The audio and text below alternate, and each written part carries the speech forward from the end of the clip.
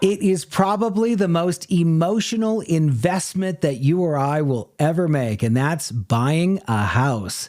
Hey everyone, it's Lane Lyon, Denver Realtor. Glad you found me here on Lane's World. Today we'll be talking about the 5 do's and the 5 don'ts when it comes to the home buying process. And I don't care if you are buying your first home or maybe you've bought and sold for a while and you're an investor. Welcome to the program. We're glad to have you. I think there's something of value for anyone tuning in today.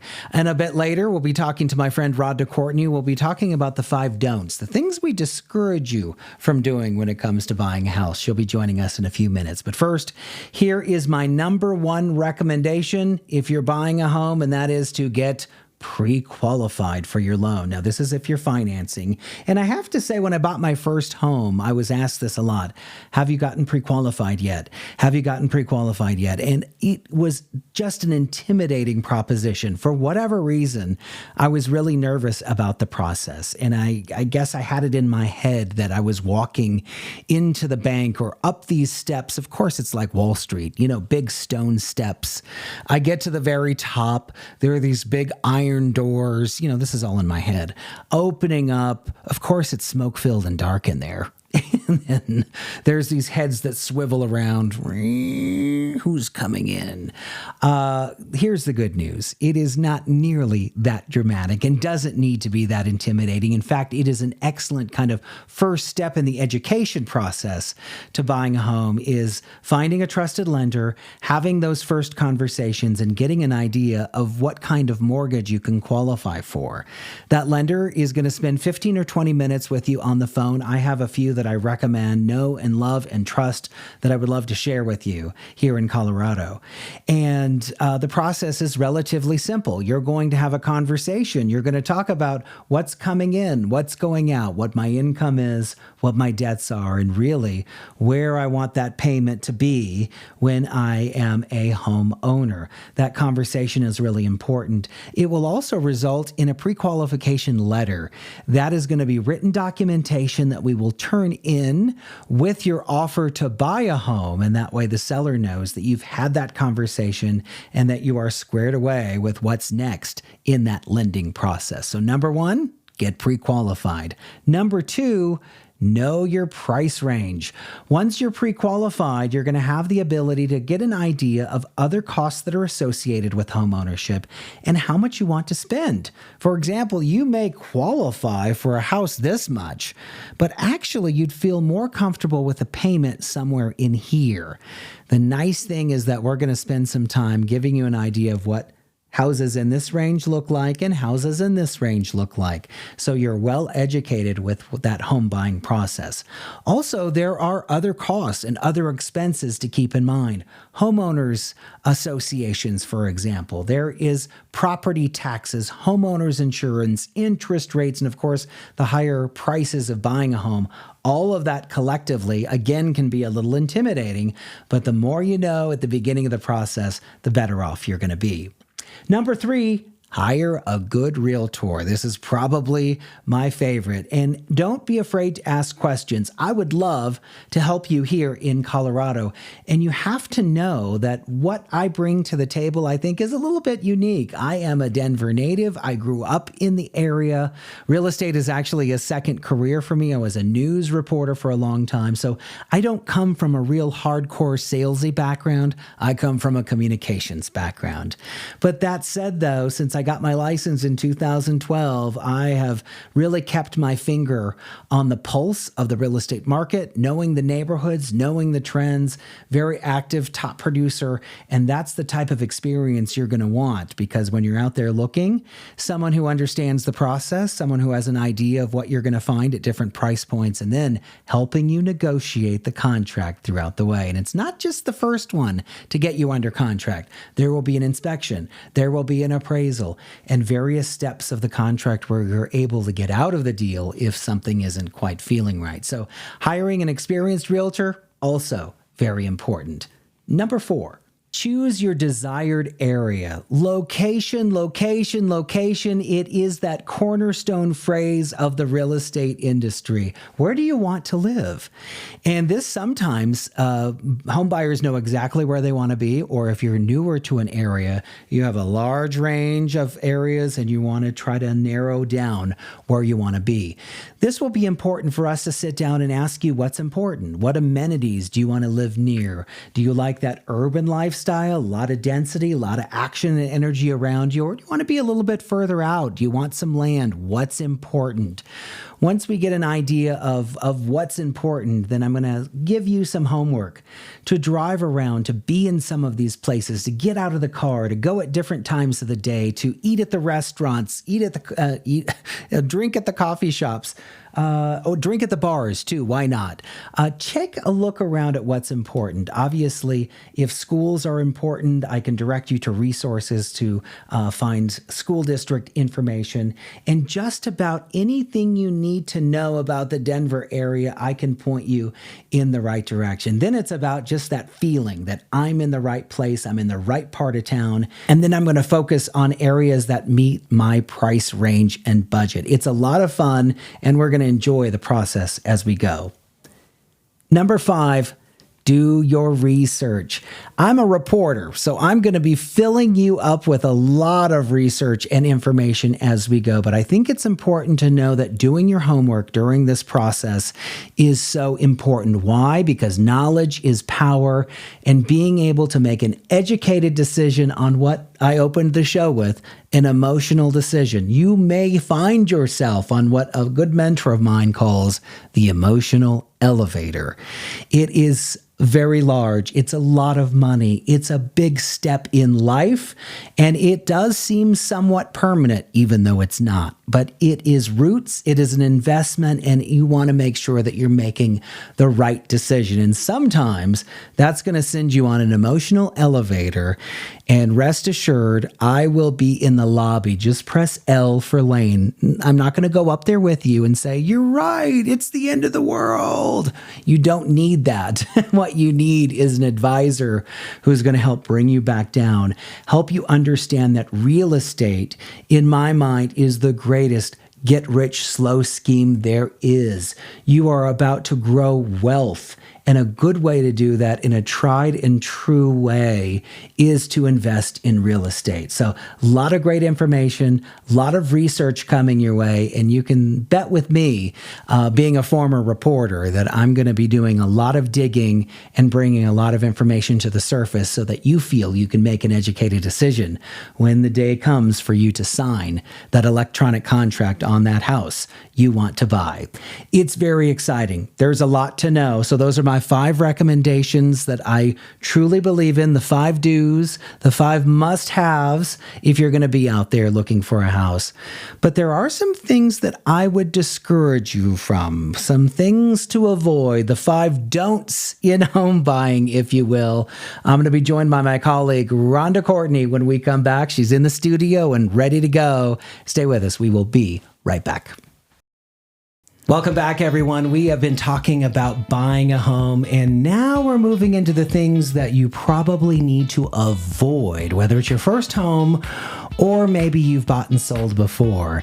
These are the 5 don'ts, or the 5 things to avoid when buying a home. And I have one of my best friends, Ronda Courtney, in the house. Hi, Ronda. Hi, Lane. Ronda is not only a celebrated realtor, she's an author, she's a real estate coach, and today she's joining us to talk about this important topic. So, Ronda, welcome to Lane's World. Thank you. I love Lane's World. How do you like it, I right? like it. This is pretty good. Yes, so it is. Let's talk about what I consider to be number 1.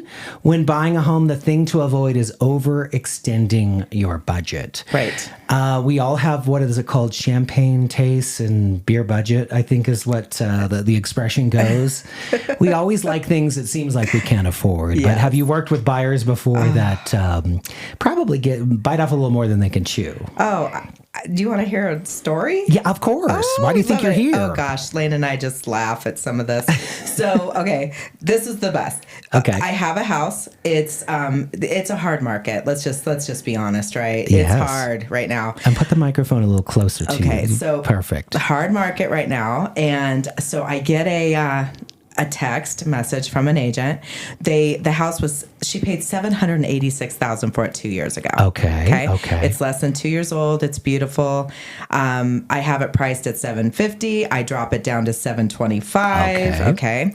Her buyer comes in during an open house, wants to write an offer. Okay. I'm excited. Sure. Hey, Market's hard. We've been I'm getting waiting an for an offer. offer on this house, right? I'm getting an offer, right?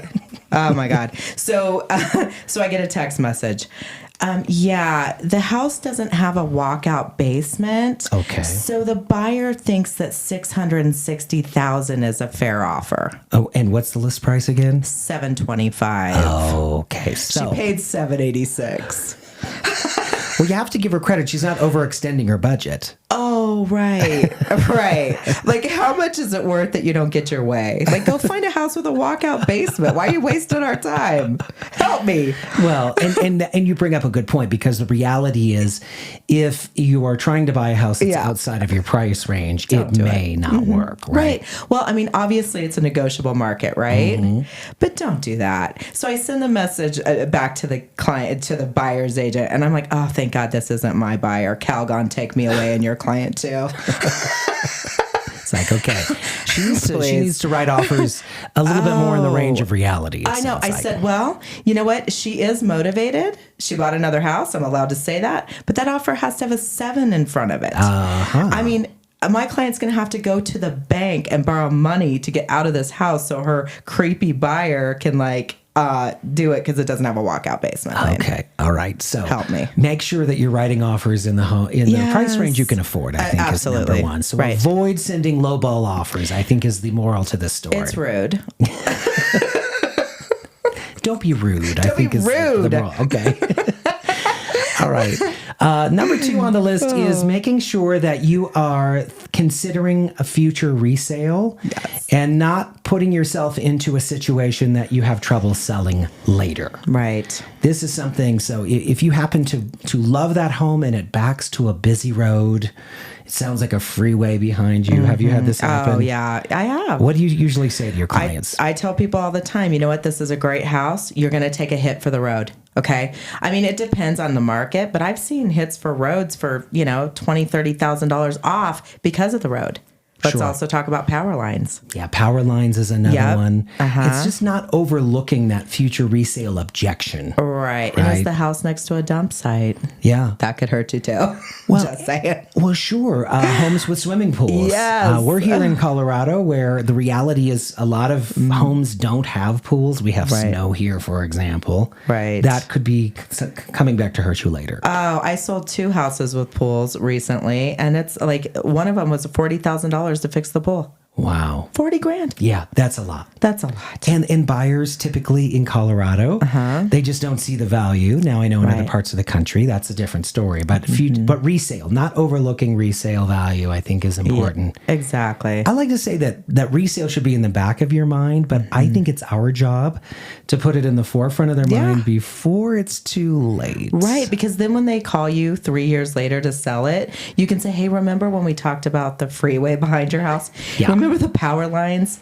Yeah. Remember when we talked about this? I know with my own clients, I tend to think right before they sign on the dotted line, is this a house that I could sell later? Yes, I always think that. Yeah, we need to be. I know. If I can't sell it in 2 to 3 years, I don't want to sell it to them. Okay. And you'll tell them. Yeah.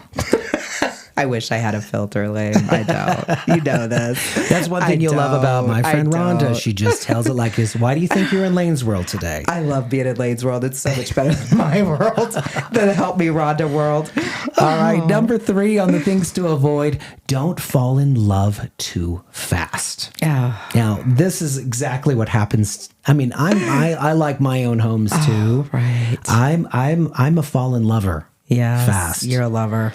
Why do you think people should be careful when it comes to not falling in love too fast? Oh my gosh, you fall in love and then you're making the wrong decision, right? And we know this. I know this in my personal life. Okay. But like you fall in love with it and it's not good for you. Yeah. You're going to lose money, just like you would if you fell in love with the wrong person. I think of a case recently where I was helping a mom and a daughter. I love them dearly, and I hope they're watching. They're fans of the show. But mom says, number one advice to her daughter, don't fall in love with real estate. Because, and it makes perfect sense because the reality is you have to go through the negotiations. You can't be attached to the outcome. I mean, it just, in theory, on paper, it sounds like a really good idea. Yeah.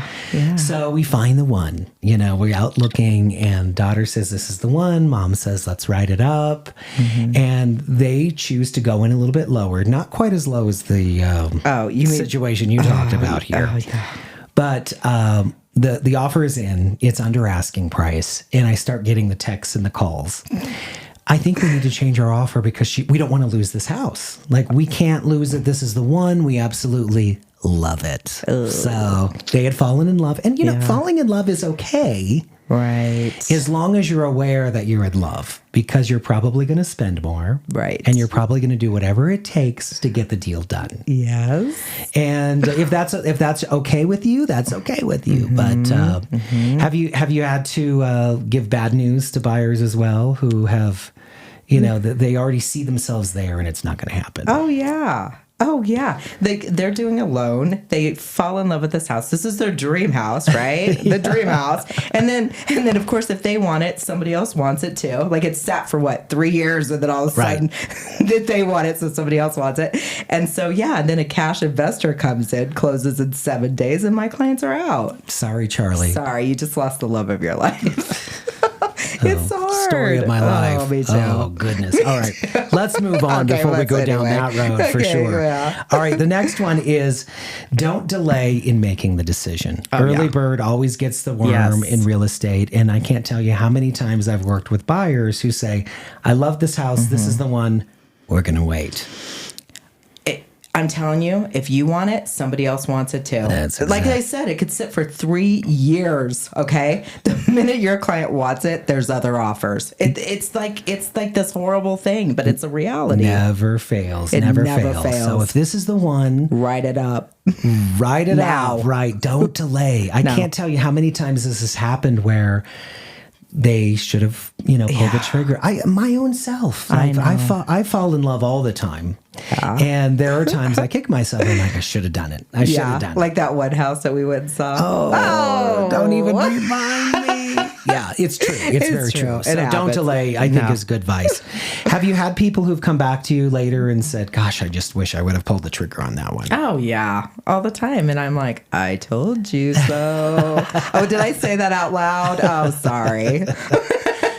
Those are our 5 don'ts when it comes to real estate. And as you can see, we like to have some fun with it. But keeping in mind the things to avoid early always makes sense too. It does. Always makes sense too. Anything that we've missed, Rhonda, that you think is important that we should be putting out there too? Well, I just want buyers to know, yes, it is a buyer's market. It is, but don't be insulting, because then you lowball too much. I don't care what anybody says. The sellers take it very personally. They do. And then they don't want to work with you at any price. Just keep this in mind, because I deal with a lot of sellers, and you've been a seller. I always tell my sellers or my buyers, put yourself in their shoes. Yes. If you were lowballed by $100,000 on your house, how would you handle that? And the hard treat part them that way then is if you lowball, there is a seller on the other line, the other side of this deal, who may not be as friendly when you come back with a more realistic offer. They're not. I know this firsthand. They're not. I just tell people all the time, and I wish that everybody would listen to me, but nobody does. And I wish they did. Treat people the way that you want to be treated. Okay? If you don't want to be lowballed $100,000 and 26-page inspection list and just killed in a deal, don't treat someone else like that. Okay, so devil's advocate here, because it's been a slower market. It is. How do I know that they wouldn't just take this offer? Maybe they're desperate. Okay, if they start at $750, would you offer $660 on any level? Yeah, you're not getting over this very easily. I can't. I mean, obviously, it's negotiable. It is. It's negotiable. But there's a difference between being negotiable and insulting. Okay. But then I hear, if we don't ask, we don't know. Well, you asked, and now it's going to be horrible for you because now the seller doesn't like you, and they're going to counter you back higher. So maybe the idea is this is one chance. Yes. Like you have one, if you're going to do a low ball, you have one chance, and if it doesn't work, you're out. You got one shot, Lane. I mean, but you said don't even try in the first place. I mean, be reasonable. Yeah. I mean, I think, like I said, a difference between reasonable and insulting. Oh, somewhere in the middle there is the answer, right? Right. Well, Rhonda, thank you. Thank you. That is our 5 do's and 5 don'ts when it comes to buying real estate. So glad you were here today. Rhonda, we'll see you another time. I love it. All right. Okay. Thanks so much for watching, and we will see you all later. Bye. The proceeding was a production of Murphy Creek Media, Aurora, Colorado. All rights reserved. For more real estate insights, look for Lane's World on YouTube and wherever you stream your podcasts.